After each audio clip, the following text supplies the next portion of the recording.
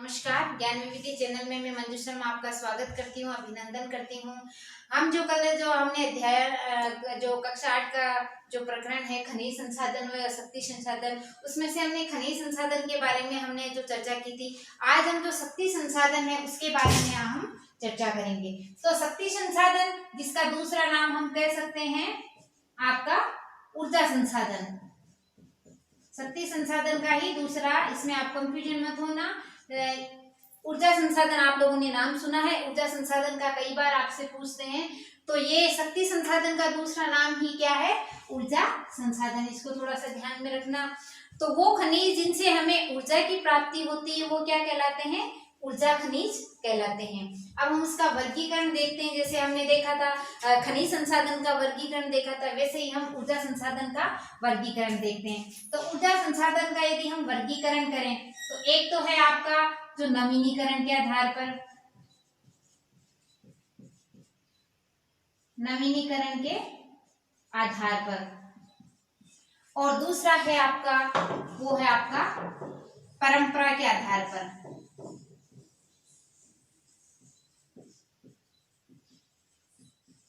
या हम कह सकते हैं परंपरागत जो है ऊर्जा संसाधन। तो नवीनीकरण के आधार पर भी इसके हम दो भाग कर सकते हैं। एक है आपका नव्यकरणीय और दूसरा है आपका अनव्यकरणीय।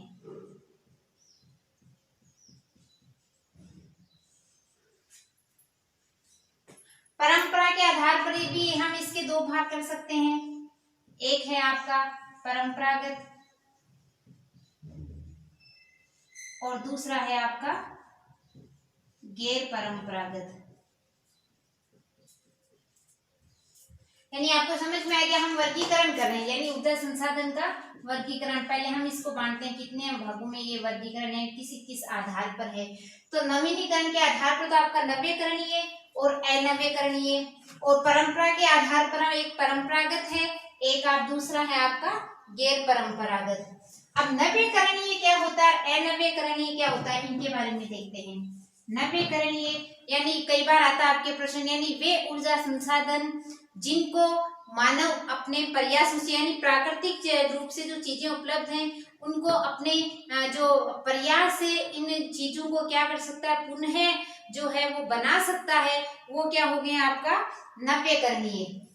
यानी जो मनुष्य अपनी चीजों को, प्राकृतिक जो चीजें उपलब्ध हैं उनमें अपने प्रयासों से बार बार प्रयास करके उसको नवीनीकरण यानी नया कर नया उसमें जो बना सकता है, तो वो कौन से में आते हैं? नवीनीकरणीय। जैसे उदाहरण मैं बताऊं तो जैसे आपके हैं सौर ऊर्जा, आपकी पवन ऊर्जा, बायोगैस, ये किसमें आते हैं? नव्यकरणीय। अनव्यकरणीय वो होते हैं जिसको मनुष्य अपने जीवन में पुनः कभी नहीं बना सकता। यानी वो खनिज संसाधन जो हमें जो एक बार प्राकृतिक रूप से उपलब्ध हो गए, क्योंकि वो ऐसे खनिज संसाधन जिनको बनने में लाखों करोड़ों वर्ष लगते हैं, तो इनको मानव वापस पुनः नहीं बना सकता। तो वो खनिज संसाधन क्या कहलाते हैं? अनव्यकरणीय। यदि हम इसके उदाहरण देखें तो देखें जैसे कोयला, पेट्रोलियम, प्राकृतिक गैस, ये आपके किस में आते हैं? अनव्यकरणीय में आते हैं। यानी जिनको मनुष्य अपने जो है पुनः अपनी जो जीवन में वापस नहीं बना सकते। यानी जैसे हमने देखा कोयला, पेट्रोलियम, तो इनको बनने में लाखों करोड़ों वर्ष लगते हैं, तो इनको बनने में लगते हैं, तो वो वापस इसको मनुष्य वापस नहीं बना सकता। दूसरा हमने देखा परंपरा के आधार पर।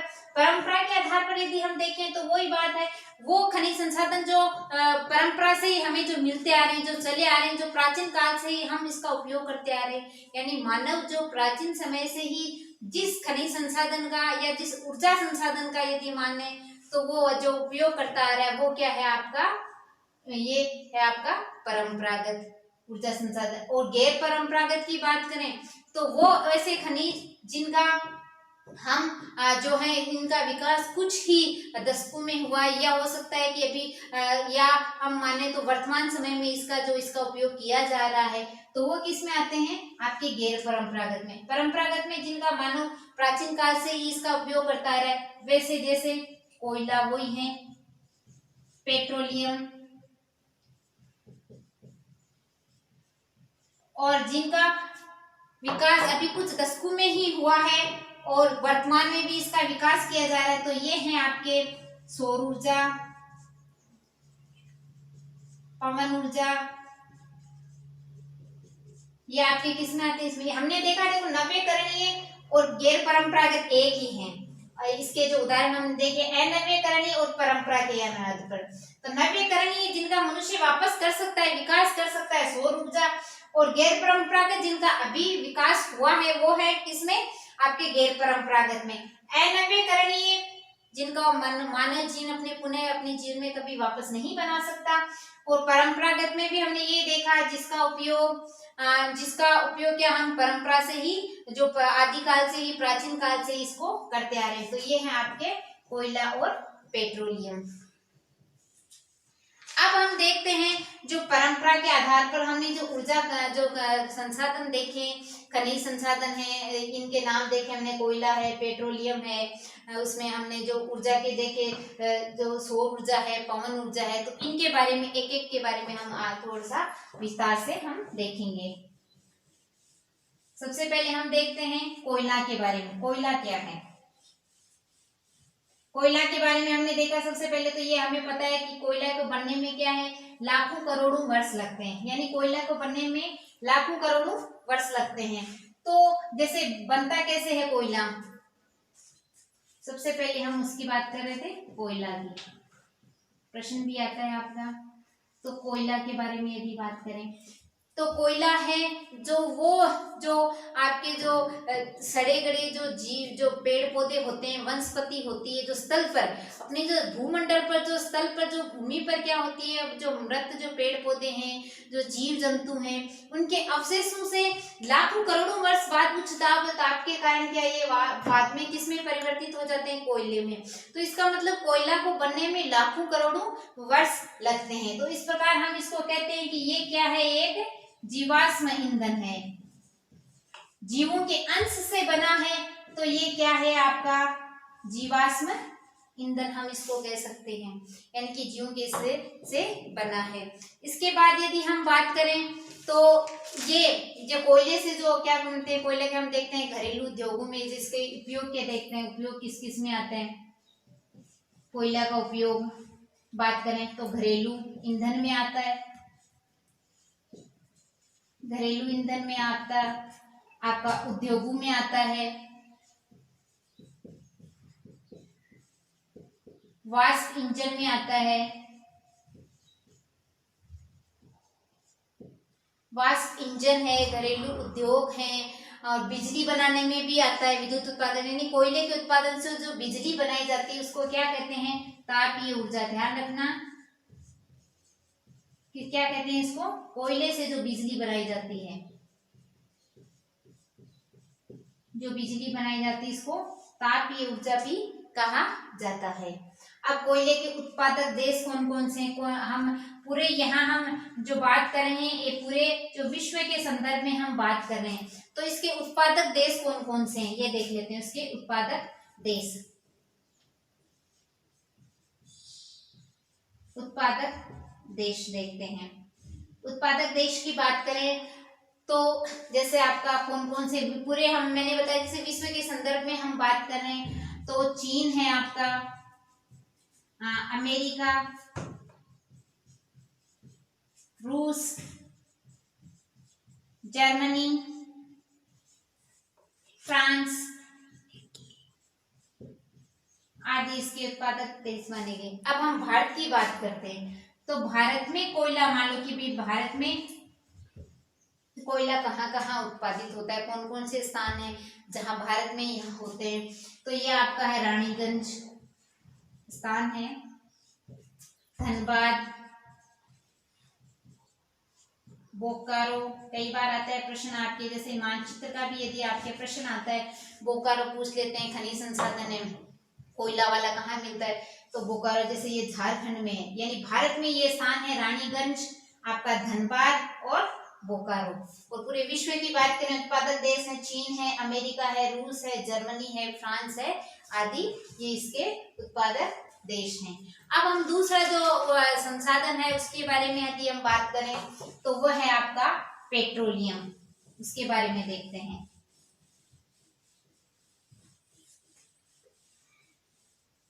दूसरा है आपका पेट्रोलियम।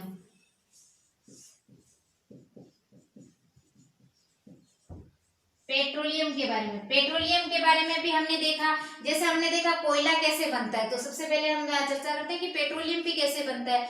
तो कोयला तो वो होता है जो स्थल पर, यानी जो स्थल पर क्या होता है, जो मृत पेड़ पौधे जीव हैं, जीव जंतु, उनके अवशेषों से बनता है। और पेट्रोलियम जो समुद्र में, यानी जो महासागरों में रहने वाले जो पेड़ पौधे हैं, जो जीव जंतु हैं, उनके जो सड़े गले अवशेषों से क्या बाद में उच्च ताप दाब के कारण ये लिक्विड में यानी द्रव्य में बदल जाते हैं, यानी ये पेट्रोलियम में परिवर्तित हो जाते हैं। तो ये क्या है, हम कह सकते हैं ये एक द्रव्य के रूप में हमारे सामने ये आता है। तो ये कहाँ पर पाया जाता है, माना जाता है कि सेलों की परतों के मध्य, यानी जो सेल होते हैं की परतों के मध्य में होता है। और ये कहाँ पर मिलेंगे, ये अपतटीय तथा जो तटीय क्षेत्र हैं, अपतटीय और जो तटीय क्षेत्र हैं, जहां से ये तेल जो क्षेत्र होते हैं, तटीय क्षेत्रों में जो तेल जो क्षेत्र का जो है, वहां से उनको इसका वेधन किया जाता है। जब इसका वेधन किया जाता है तो वेधन के बाद में, यानी हमने जब खनिज संसाधन वाले हम जब चर्चा कर रहे थे तो हमने देखा था एक प्रवेधन विधि पढ़ी थी कि ड्रिलिंग मशीन के द्वारा यदि कुछ जो खनिज संसाधन होते हैं जो पृथ्वी के अत्यंत धरातल में स्थित होते हैं, तो उनका निकालने के लिए जो ड्रिलिंग मशीन है या प्रवेधन विधि हम अपनाई जाती है। तो पेट्रोलियम के लिए वो प्रभेदन विधि अपनाई जाती है। हम इसको वेधन या प्रवेधन विधि की हम इसको कह सकते हैं। तो प्रवेधन विधि से अपरिष्कृत रूप में जब पेट्रोलियम हमारे सामने आता है तो पेट्रोलियम माना जाता है सबसे नीचे आता है, यानी सबसे पहले यदि हम बात करें तो इसके साथ साथ अन्य उत्पाद हमारे को मिलते हैं। अन्य उत्पाद प्रवेधन विधि के बाद इसके साथ साथ पेट्रोलियम निकालने के साथ साथ इसके जो अन्य उत्पाद हैं, जैसे हमें डीजल मिलता है, ठीक है, डीजल मिलता है हमें, इसका हम कह सकते हैं जैसे कोलता नाम सुना होगा, जिसको सड़क बनाने में काम में लिया जाता है, कोलतार है आपका। तो इनमें ये आपके जो विधि इनके जो मिलते हैं, उसके बाद आप प्राकृतिक गैस है वो भी यहाँ मिलती है। उसके बाद आप परिष्करण के बाद ही हमें कौन सा संसाधन प्राप्त होता है, पेट्रोलियम संसाधन प्राप्त होता है। इसलिए पेट्रोलियम संसाधन को क्या कहा जाता है, काला सोना कहा जाता है, क्योंकि ये एक बहुत ही बहुमूल्य संसाधन है, इसलिए इसको काला सोना कहा जाता है। प्रश्न आता है कि ऐसा कौन सा खनिज संसाधन है जिसको काला सोना कहा जाता है, तो वो है आपका पेट्रोलियम। यानी पेट्रोलियम को क्या कहा जाता है, काला सोना कहा जाता है। अब इसके यदि हम उत्पादक देश देखें, विश्व के संदर्भ में देख लेते हैं कि पेट्रोलियम हमें कहाँ कहाँ मिलता है, यानी कहाँ कहाँ हमें जो पेट्रोलियम मिलता है। तो इसकी हम बात करें तो ईरान, सऊदी अरब और कतर, मुख्य जो उत्पादक देश हम इसको मान सकते हैं कि ईरान है, सऊदी अरब और कतर में सबसे ज्यादा पेट्रोलियम यहाँ पर हमें प्राप्त होगा। उसके बाद अन्य देश भी हैं, अमेरिका है, फ्रांस है, वेनेजुएला, इन देशों में भी ये इनमें जो पेट्रोलियम जो वेधन की अपनाई जाती है, पेट्रोलियम प्राप्त किया जाता है। भारत के संदर्भ में हम बात करें कि भाई भारत में कहाँ कहाँ मिलता है, तो भारत में बात करें एक तो है आपका असम में है, स्थान है डिगबोई। उसके बाद है आपका दूसरी यदि हम बात करें मुंबई में है आपका बॉम्बे हाई।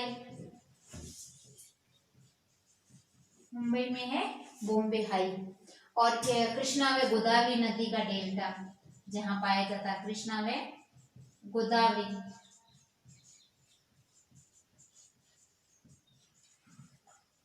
नदी के डेल्टा में पाया जाता है। तो यदि भारत के संदर्भ में पूछे पेट्रोलियम उत्पाद जगह, तो असम में डिगबोई नामक स्थान है, मुंबई में बॉम्बे हाई है, और कृष्णा व गोदावरी नदी के डेल्टा में पाए जाते हैं। और मुख्य जो उत्पादक देश हैं वो है आपके ईरान, आपके सऊदी अरब और कतर। अमेरिका में भी है, वैसे अमेरिका में, फ्रांस में है, लेकिन यदि मुख्य उत्पादक देश के रूप में आता है तो ये आपका आता है ये सऊदी अरब, ईरान और कतर में। अगला हमारा है प्राकृतिक गैस। पेट्रोलियम के बाद है आप प्राकृतिक गैस की बात करें तो प्राकृतिक गैस भी हमने देखा था। प्राकृतिक गैस भी हमें जब पेट्रोलियम का प्रवेधन किया जाता है उस समय हमें प्राकृतिक गैस भी हमें प्राप्त होती है।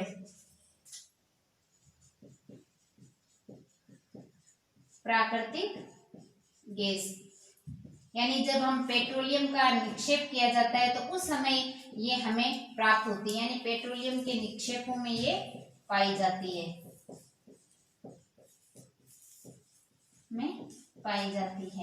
कौन? प्राकृतिक गैस के बारे में हम बात कर रहे थे।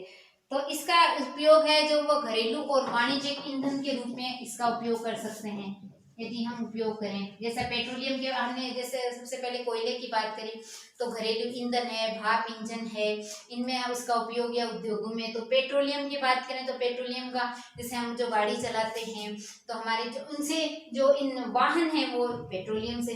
अब उपयोग जैसे प्राकृतिक गैस है, प्राकृतिक गैस का उपयोग हम करते हैं घरेलू उद्योगों में, घरेलू ईंधन में और वह आपका वाणिज्यिक ईंधन के रूप में,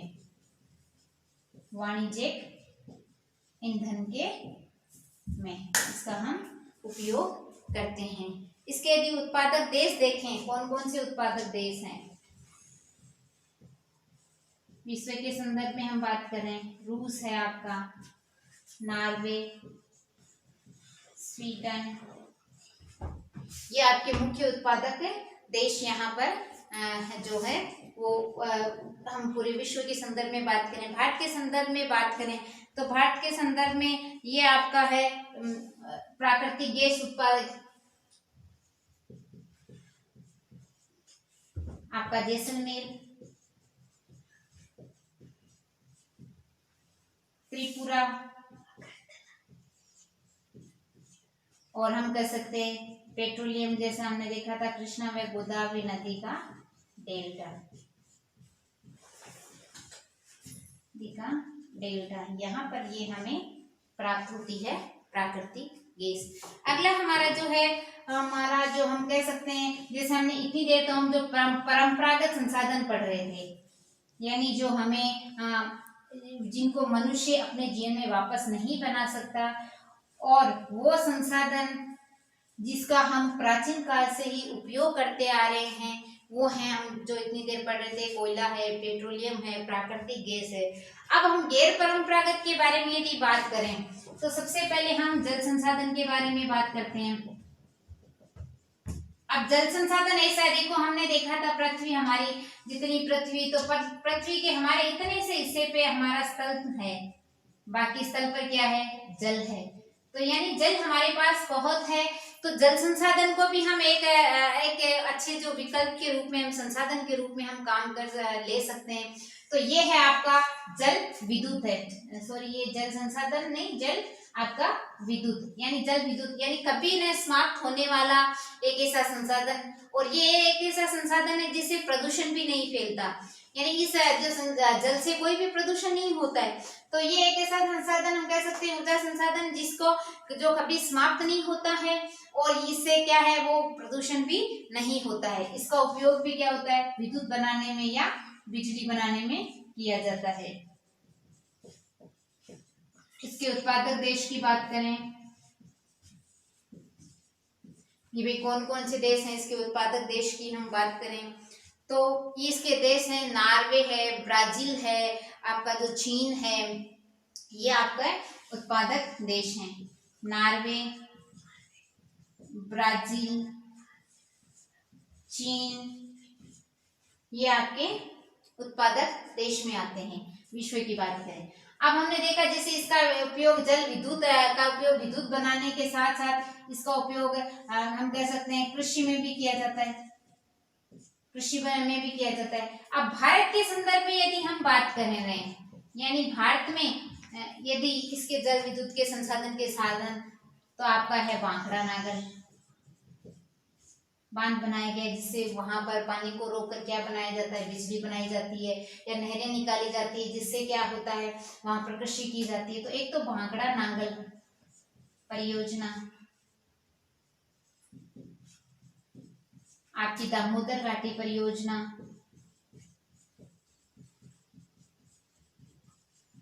दामोदर घाटी परियोजना, आपकी है हीराकुंड परियोजना,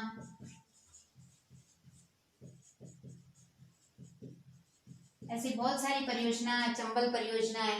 तो ये भारत में यहाँ पर ये कई बार आता है, भाखड़ा नागल परियोजना, कहाँ पर आपके मानचित्र में भी पूछते हैं, हीराकुंड परियोजना। तो ये जल विद्युत है के जो भारत के संदर्भ में बात करें तो ये यहाँ पर क्या होता है, जल विद्युत है जो परियोजना है, ये हम ऊर्जा संसाधन के रूप में हम कह सकते हैं काम में लेते हैं, जिनसे बिजली बनाई जाती है और ये खेती के उपयोग में भी आते हैं। अगला हमारा जो गैर परंपरागत हम बात करें तो हमारा है सौर ऊर्जा। सौर का आप समझते हो, तो सूर्य से जो हमें ऊर्जा प्राप्त होती है उसको हम क्या कहते हैं, सौर ऊर्जा। आप लोगों ने नाम सुना होगा सौर ऊर्जा का। तो सौर ऊर्जा जो हमें सूर्य से प्राप्त होती है, और ये एक ऐसी ऊर्जा जो कभी समाप्त नहीं होती, यानी सौर ऊर्जा हम कह सकते हैं कभी समाप्त नहीं होने वाली ऊर्जा है। यानी सूर्य के बारे में चर्चा करें तो हम जब नहीं थे तब भी सूर्य था, जब हम हैं तब भी सूर्य है, और जब हम नहीं रहेंगे तब भी सूर्य तो रहेगा। यानी सूर्य का ताप हमेशा, हमें उष्मा हमेशा मिलती रहेगी, और ये हम कह सकते हैं कभी न समाप्त होने वाला भी हम कह सकते हैं। जैसे क्योंकि यदि जिस एक दिन यदि की बात करें कि मान लो आज हमें जितनी उष्मा प्राप्त हुई है सूर्य से, जिसको हमने काम में लिया सौर के रूप में, सौर ऊर्जा के रूप में, तो दूसरे दिन ऐसे नहीं कि ये कम हो जाएगी। सूर्य से हमें इतनी उष्मा दूसरे दिन उतनी की उतनी उष्मा हमें प्राप्त, उतनी ही उष्मा हमें वापस प्राप्त हो जाएगी। यानी दूसरे दिन भी ऐसे नहीं कि एक दिन कम होती जाएगी, कम होती जाएगी, कम नहीं होगी। यानी सूर्य की ऊर्जा हमें जैसे आज मिली उतनी ही हमें कल मिलती जाएगी। तो हमें ये सौर ऊर्जा का हम कह सकते हैं ये कभी भी समाप्त नहीं होने वाला ये गैर परंपरागत ऊर्जा संसाधन है। यानी और भारत के संदर्भ में बात करें तो सबसे ज्यादा इसकी संभावनाएं कहाँ पर है, आपके ध्यान में रखना भारत में है। क्यों है, क्योंकि भारत क्या है, एक उष्णकटिबंधीय में आता है, उष्णकटिबंधीय में आता है। तो वहां पर क्या है, भारत में क्या उष्णकटिबंधीय यानी तापमान सूर्य हमें उष्णकटिबंध का मतलब सूर्य एकदम मध्य में रहता है, बीच में रहता है, ठीक ऊपर रहता है। तो यानी सूर्य की हमें रोशनी हमेशा, उष्मा हमेशा ही मिलती रहती है। भारत जैसे उष्णकटिबंधीय देश में इसके बहुत ज्यादा जो विकास की पर्याप्त संभावनाएं हैं। तो क्योंकि यहाँ पर हमें बहुत सारे जैसे सूर्य के हमें रोशनी हम प्राप्त कर सकते हैं, तो हमारे यहाँ पर भारत में सबसे ज्यादा इसके विकास की संभावनाएं हैं। तो इसका उपयोग बिजली बनाने के साथ साथ सौर जो आपके सौर तापक हैं, सौर कुकर हैं, खाना बनाने में सब में हम इसका उपयोग हम कर सकते हैं। तो ये है हमारी सौर ऊर्जा। अगली है आप हम चर्चा करें पवन ऊर्जा, गैर परंपरागत पवन ऊर्जा का भी आप लोगों ने नाम सुना होगा। तो हम बात कर रहे हैं पवन ऊर्जा के बारे में। पवन ऊर्जा यानी जो पवन का अर्थ होता है हवा, हवा से जो ऊर्जा लेके हम जो बनाते हैं वो है आपकी जो पवन ऊर्जा, यानी पवन चक्कियां चलाकर जो ऊर्जा हमें प्राप्त होती है, जिसका उपयोग हम बिजली बनाने में करते हैं, वो है हाँ अब हमारी पवन ऊर्जा। यानी इसका उपयोग भी क्या है, विद्युत बनाने में। जो हवा चलती है उसे जो है जनरेटर के द्वारा जो पवन चक्कियां आप लोगों ने देखा होगा, ऊपर जो हवा के साथ जो उसको जोड़ दिया जाता है, नीचे इसका जो जनरेटर होता है उसके साथ उसको जोड़कर ये विद्युत बनाने के काम में हम इसको लेते हैं। यदि इसके पवन ऊर्जा के फर्म कहाँ कहाँ पर है, यदि हम देखें आपके स्वीडन, डेनमार्क, फ्रांस आदि स्थानों पर क्या है पवन ऊर्जा के काफी हैं, वो हमें फॉर्म मिलेंगे। भारत की यदि बात करें तो भारत के मुख्य रूप से पवन ऊर्जा के स्रोत भारत में एक तो आपको तटीय क्षेत्रों में जब तेज पवनें चलती है वहां लगाए जाते हैं, और राजस्थान की बात करें तो जैसलमेर है, प्रतापगढ़ है, जहाँ पर इसके काफी अच्छे स्रोत हमें वो मिल जाएंगे। अगला है हमारा जो है वो ऊर्जा परमाणु ऊर्जा। कौन सी ऊर्जा है? परमाणु ऊर्जा। परमाणु से ही नाम पता चल रहा है, परमाणु ऊर्जा। परमाणु ऊर्जा के यानी यूरेनियम और थोरियम के जो सक्रिय जो खनिज हैं, हम इसको हम परमाणु ऊर्जा में हम काम में ले सकते हैं। तो मुख्य उत्पादक देश क्या हैं जो परमाणु ऊर्जा की यदि बात करें तो अमेरिका व यूरोप हैं। इसके परमाणु ऊर्जा के मुख्य उत्पादक देश अमेरिका, परमाणु के काफी परमाणु जो संयुक्त जो देश हम कह सकते हैं, एक अमेरिका है, एक आपका यूरोप है। भारत में यदि हम बात करें, भारत में कहाँ कहाँ पर है, ये है यहाँ पर, तो हम बात कर सकते हैं राजस्थान और झारखंड में। तो क्या है, हमने देखा था ये यूरेनियम और थोरियम दोनों का ये सक्रिय खनिज है।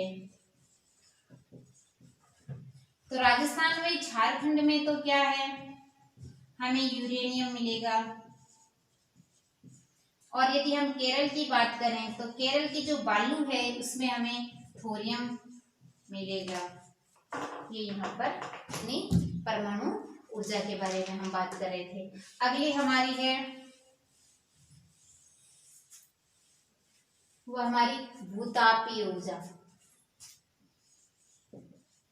भूतापीय ऊर्जा, भूतापीय ऊर्जा के बारे में बात करें तो यानी जो भू का अर्थ होता है जमीन, यानी जो जमीन की जो अंदर से हमें जो ऊर्जा प्राप्त की जाती है वो कौन सी होती है, हमारी भूतापीय ऊर्जा।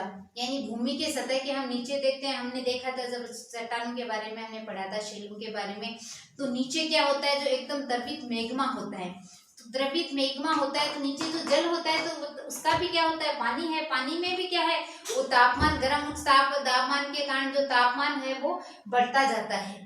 तो तापमान बढ़ने के कारण कई बार ये सतह पे क्या होती है, यहाँ दरार आ जाती है, और दरार आने के कारण ये गर्म जो झरनों के रूप में हमें देखने को मिलते हैं। जैसे गर्म झरने हम कई बार सुनते हैं, गर्म जल के रूप में झरने बहते हैं, गर्म जल का झरना बह रहा है। तो ये एकदम जो उच्च ताप और दाब के कारण ये सतह से क्या होते हैं, सीधा का सीधा, ये जैसे हमने ज्वालामुखी के बारे में देखा, सतह पे आते हैं। तो वैसे भी ये उच्च ताप के कारण क्या होता है, ये देखो धरती के जो अंदर से सतह से क्या होता है, ये झरने के रूप में हम देखते हैं इसको, गर्म झरने के रूप में या जल के रूप में यहाँ पर बाहर आते हैं। यहाँ हम भारत की बात करें, यदि यहाँ पर इसका पहले उपयोग देख लेते हैं, क्या उपयोग होता है। उपयोग के बारे में देखें तो इसका खाना बनाने में, गर्म निकलता है तो खाना बनाने में, नहाने में इनका उपयोग ले सकते हैं। भारत में बात करें तो हिमाचल ऐसी जगह है जहाँ पर ये हमें गर्म जल के झरने मिल जाएंगे देखने को। तो ये वहां पर उस ताप के कारण यहाँ एक स्थान है मणिकरण, वहां पर मिलेगा। यदि लद्दाख की बात करें, लद्दाख में आपकी पुंगा घाटी है, वहां पर ये आपको मिल जाएंगे। यानी भूतापीय ऊर्जा की यहाँ पर काफी अच्छे स्रोत यहाँ पर आपके हैं। और हम देखते हैं जैसे हमारे यहाँ जो ज्वारीय ऊर्जा है, जो समुद्र में जो ज्वार आता है उसके कारण जिससे ऊर्जा हमें प्राप्त होती है वो है ज्वारीय ऊर्जा। इस प्रकार आज हम ऊर्जा संसाधनों के बारे में हमने जो परंपरागत और जो गैर परंपरागत ऊर्जा संसाधन उसके बारे में चर्चा की। तो परंपरागत इसका हम उपयोग परंपरा से यानी प्राचीन काल से ही करते आ रहे हैं, वो है हमारे परंपरागत, जैसे हमने कोयला है, पेट्रोलियम है, प्राकृतिक गैस है, उसके बारे में हमने देखा। उसके बाद हमने गैर परंपरागत जल विद्युत है, आपका सौर ऊर्जा है, आपका ज्वारीय ऊर्जा है, भूतापीय ऊर्जा है, पवन ऊर्जा है, उसके बारे में हमने देखा। तो इनको एक बार वापस से देखना, और इनमें आप कंफ्यूजन मत होना। ऊर्जा का जो वर्गीकरण हमने देखा था, एक आपका नव्यकरणीय, एक आपका अनव्यकरणीय। एक आपका परंपरा के आधार पर अलग है, आपका परंपरा के आधार पर गैर परंपरागत और परंपरागत। तो प्रश्न आपके दोनों में कई बार आपके टिप्पणी बनती है आपकी कि नव्यकरणीय व अनव्यकरणीय में टिप्पणी, या फिर आपका परंपरागत व गैर परंपरागत ऊर्जा संसाधनों पर टिप्पणी लिखिए या उनमें अंतर स्पष्ट कीजिए। तो ये प्रश्न कई बार पूछा जाता है। तो नव्यकरणीय जिनका मनुष्य अपने जीवन में क्या कर सकता है, प्रयास से पुनः बना सकता है, वो नव्यकरणीय। अनव्यकरणीय जिनको मनुष्य अपने जीवन में कभी नहीं बना सकता, क्योंकि ये प्राकृतिक खनिज है जो बनने में लाखों करोड़ों, जिनको बनने में लाखों करोड़ों वर्ष लगते हैं, तो ये आपका अनव्यकरणीय है। परंपरागत स्रोत जिन्हें अपरंपरागत खनिज संसाधन जिसके उपयोग हम प्राचीन जिनका उपयोग हम प्राचीन काल से ही करते आ रहे हैं, वो है आपके आपके परंपरागत। और गैर परंपरागत वो स्रोत हैं जिनका उपयोग जो अभी कुछ दशकों में ही हुआ है या वर्तमान में इसका विकास किया जा रहा है, तो ये आपके हैं गैर परंपरागत। तो इसके बारे में आज हमने अध्ययन किया, तो इसको वापस एक बार देखना और समझना। अगला अध्याय हम वो कल करेंगे। तो आज तक के लिए इतना ही। नमस्कार।